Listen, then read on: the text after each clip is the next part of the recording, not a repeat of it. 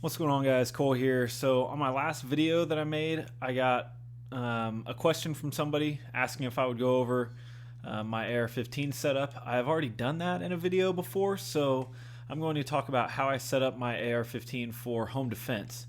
Okay, so if I'm going to the range and working drills, I set it up differently than how I just keep it at home for home defense. There are some things that I take off of it to keep it simpler, and that's what I want to talk about today. So really I have three things that I want to touch on in regards to setting up a home defense AR-15, and let's jump right into it. So thing number one is barrel length. Okay, so I would not recommend, if you're starting from scratch and your entire purpose for this weapon is to be a home defense AR-15, I would recommend you go with a shorter barrel length than the standard 16 inches. This is how mine is set up right here. Mine is a 10.3 inch barrel, and that is exactly what I want. That's exactly where my hand sits as I hold the weapon naturally, and the barrel stops a few inches past where my hand sits. And it makes it much more maneuverable through tighter areas, through doorways, through hallways. And you wouldn't want to hit your barrel on something if you have an intruder in your home, and you don't want to like accidentally run the end of your barrel into the wall or something and alert that intruder to your presence. So I would recommend going with a shorter barrel length. You don't have to do a 10.3. Mine's a 10.3. You could do like a 12.5. There's a few other options out there. 12.5, 14.5.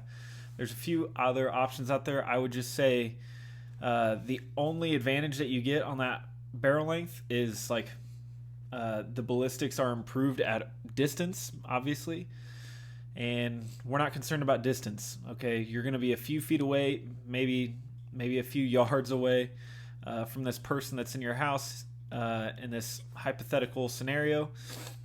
You're not going to need a ballistic advantage at this distance. Okay, you want to focus on maneuverability, and that's why I would say go with an SBR setup or a pistol setup if your state laws, follow your state laws. That's just what I'll say about that. Number two, get a red dot sight.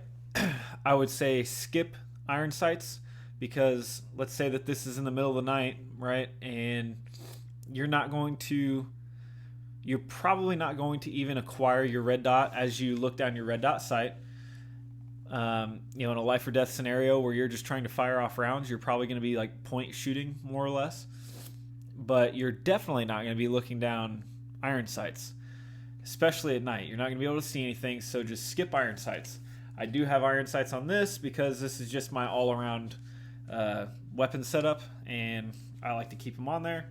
But for home defense, you could totally skip them. Just don't even put them on there. I see a lot of guys don't run iron sights on their guns at all anymore. They just run optics. I wouldn't say that for like a survival rifle, but for just the purposes of home defense, skip the iron sights, go to a quality red dot sight. And I said quality. EOTech, Aimpoint, Trijicon, Leopold if you can afford it. There's a lot of options out there for really high quality optics. I would recommend a red dot sight over like a variable zoom optic that are really popular now. There's a few of them that are out there, like the EOTech Voodoo, the Vortex Strike Eagle. Those are two of the most popular ones that I know of. I would stay away from those just because I think the sight acquisition is going to be faster on a red dot sight. Not that you can't get good with those, but I just think your sight acquisition is going to be faster with just a red dot sight. Mine is an EOTech, the SU-231, that's what it's called. The special operations dudes used to use it. Nobody uses it anymore. It's got its flaws, but it works for me. So get a red dot sight. Point number three, get a light. Okay, I have a Surefire on here. I don't know how the angle is on it. I have a Surefire on mine, and I have a pressure pad for it, or a pressure switch, whatever you want to call it. That's the combo I would say to run. Yes, obviously have a light. Having a light is better than nothing, but working a light in a life or death situation without a pressure pad is going to be much more difficult to do than as where mine is set up right exactly where my thumb is at, and I can easily turn it on and off as fast or slow as I want to. And then this one, actually, this is a Surefire pad. It has the like permanent on and permanent off click option, and it's got the temporary pad on the top. And I put it exactly where my thumb sits so that it's right there, so I can activate it whenever I need to, and it's good to go. And that's what I would recommend getting. It's assuming you're going to be in a low light setting, so you want to have a way to illuminate the target and turn your light off as fast as you want or need to. It's like light discipline, right? You don't want to just be like discharging your light throughout the house and letting everybody know that someone's coming or where you're at. You want to have light discipline. So get a quality light. You can't go wrong with Surefire. Streamlight has good stuff. Travis Haley has one that he worked with another company. I can't even remember what it's called. Enforce, I think. There's a lot of good light companies out there. This one doesn't even have that bright of a light, like lumens wise. It doesn't have a lot of lumens, but there are those options out there. This is actually another older model that just works for me. They have a lot smaller options out there that you don't have to, that aren't this gargantuan. It is pretty big on the side of the rail, and there's a lot of options on how you want to actually set it on the weapon. You can get it to where it's set on an offset right here, and then this pressure pad here is just like a piece of rubber that just lays over Picatinny. Boom, boom, there it is, good to go.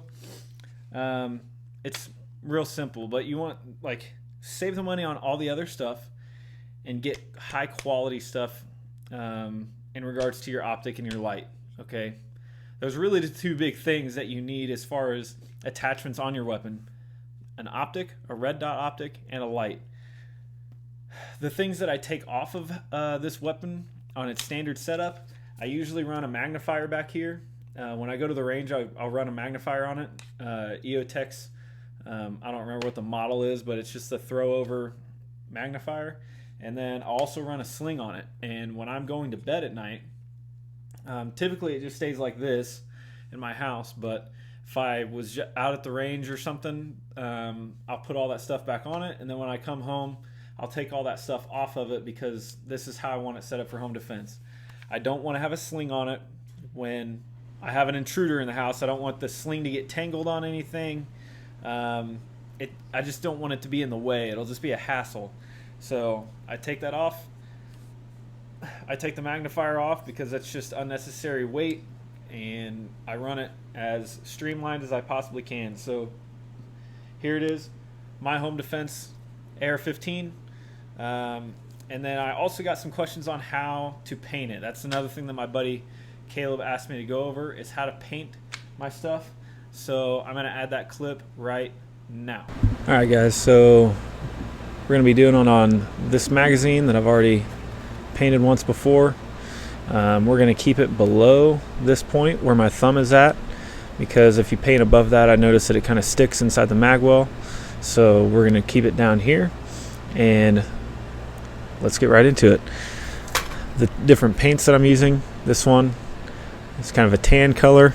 We'll probably be using that for the base.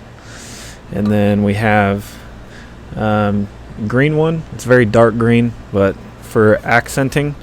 And then we're going to be using this brown, this flat dark earth kind of brown for our stripes. And then we're going to do a cool kind of reverse pattern. So I'll show you guys what I'm talking about with that. So let's hop right into it.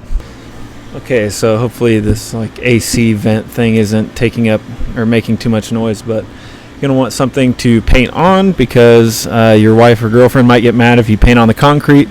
I know from experience. So I'm just using this net, and we're just going to make small strokes.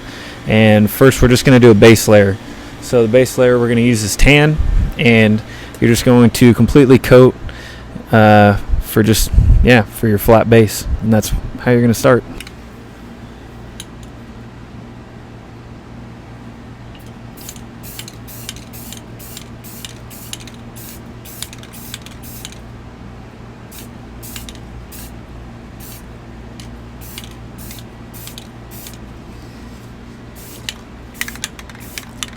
So now what you got to know is that this isn't going to come out perfect or anything like that. You're going to want to keep it farther than, I'd say, like 2 feet away is where you want to kind of try and like be like out here with it.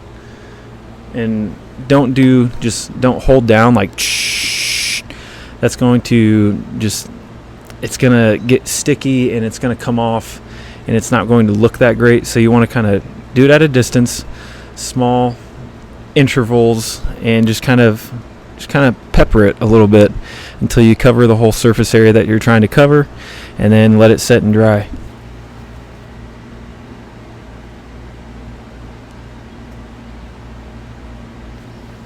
Still got a little bit of wetness right here.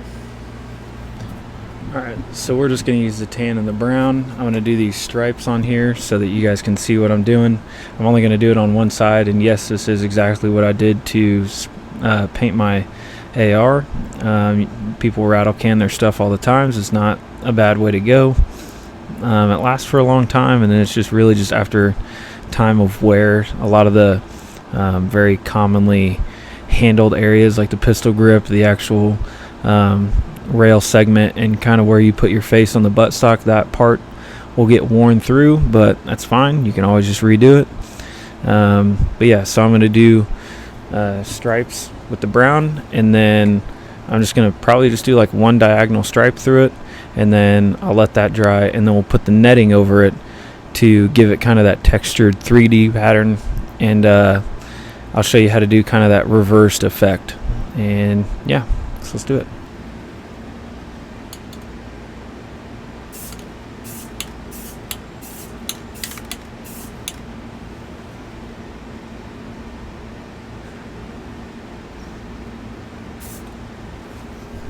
So again, it's not going to look perfect. It's supposed to look kind of messy. That's how nature is with its colors. It's all splotchy. That's why our camouflage is the way it is. So one big stripe. We're going to let that dry, and then we will put the netting over it.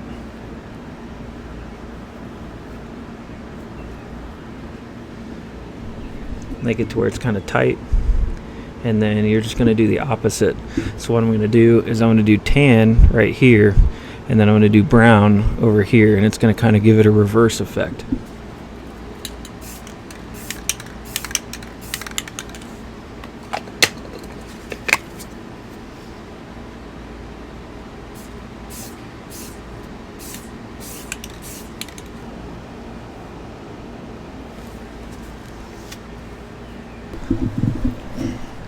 Nothing too crazy, just quick and easy. Doesn't have to look perfect. You're painting stuff with spray paint, and you're trying to just get a camouflage pattern. It's pretty much as simple as that. There you go.